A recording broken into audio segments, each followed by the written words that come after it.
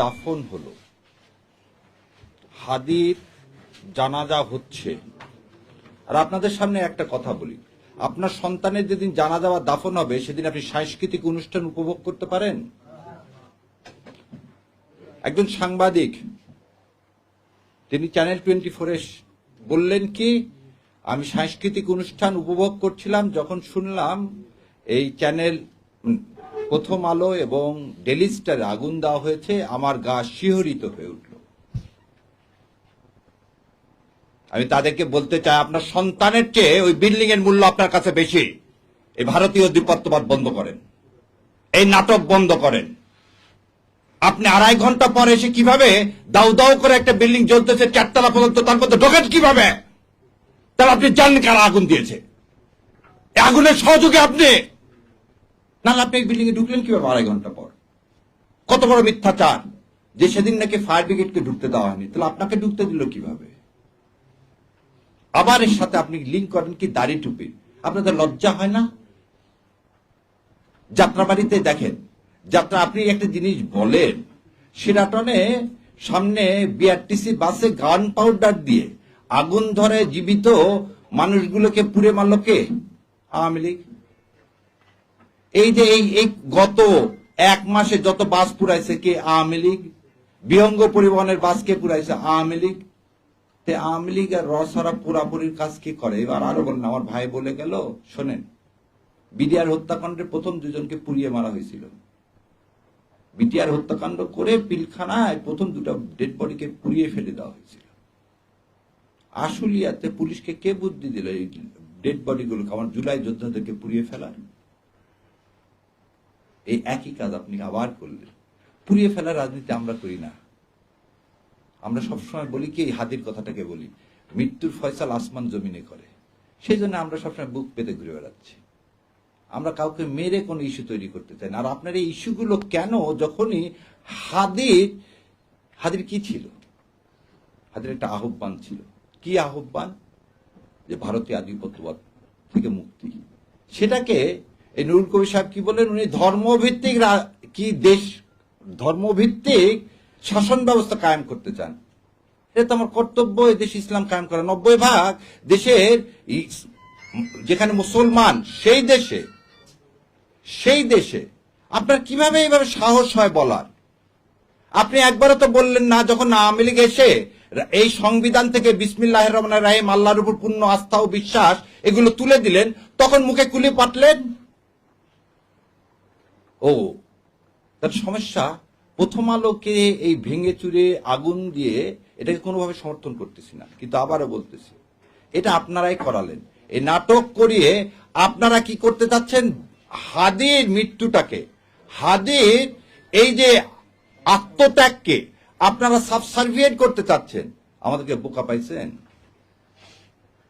এবার দ্বিতীয় কথা বলি, যদি ডেইলি স্টার এবং ভাঙ্গাটা অন্যায় হয়, তার বিচার করেন, কোনো সমস্যা নেই।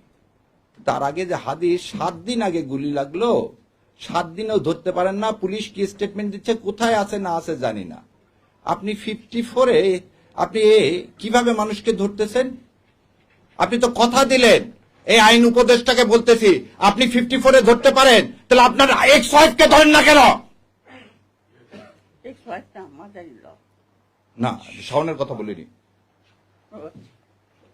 সে মৃত্যুদণ্ড ঘোষণা করতেছে আমাদের, আপনার কানে ঢোকে না? বেঈমান কোথাকার! হাদির রক্তের সাথে বেঈমানি করে আপনি 54 প্রয়োগ করে আবার সেই কি করতেছেন? দাড়ি টুপি আলাদা ধরতেছেন। আমার মাদ্রাসার ছাত্ররা কি ভুলে গেছেন যাত্রাবাড়িতে কিভাবে রক্ত দিয়েছে? এই রক্তের উপর বেঈমানি করতে আপনার লজ্জা লাগে না?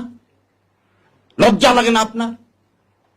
এবার আসেন, ধরে নিলাম তর্কের খাতিরে যে বাংলা এডিশনের প্রতিষ্ঠাতা কে?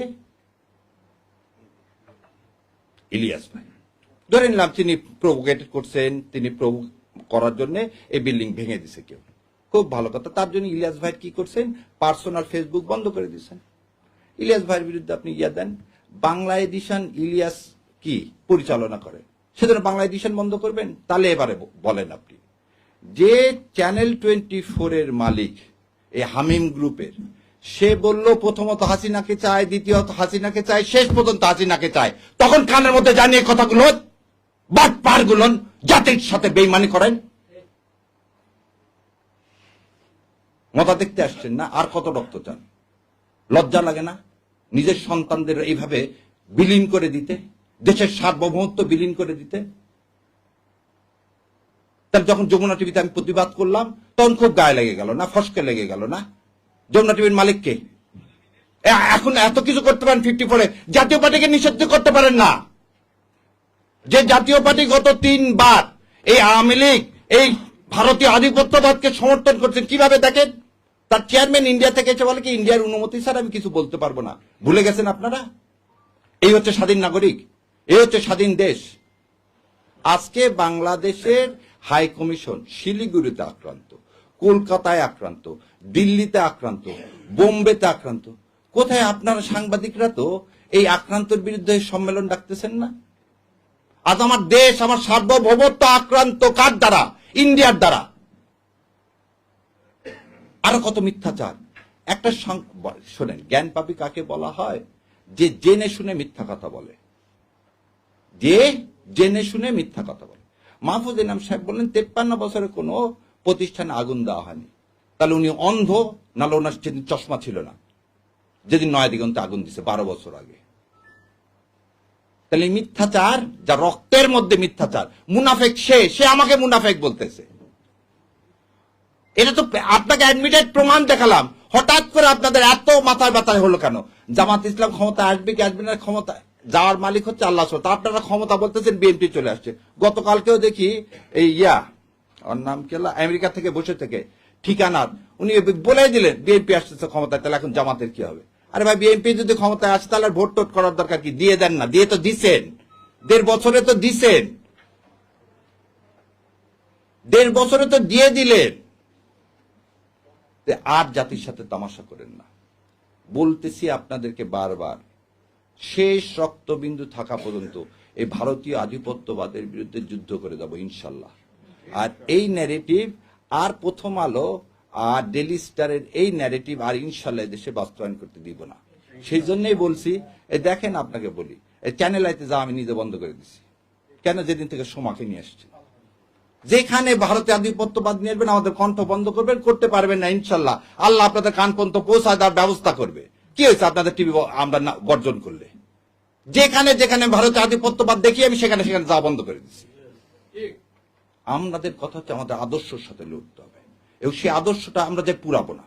আমরা আমাদের কথা বলে যাবো, যেখানে পছন্দ হবে না ভাই সেখানে যাবো। আর পুরানার রাজনীতি করে ভারত, এবং ভারতের দালাল হচ্ছে প্রথম আলো। শোনেন, একটা জিনিস শেষ করে দিচ্ছি, যার শত্রু ভারত তার আর কোন শত্রুর দরকার নাই।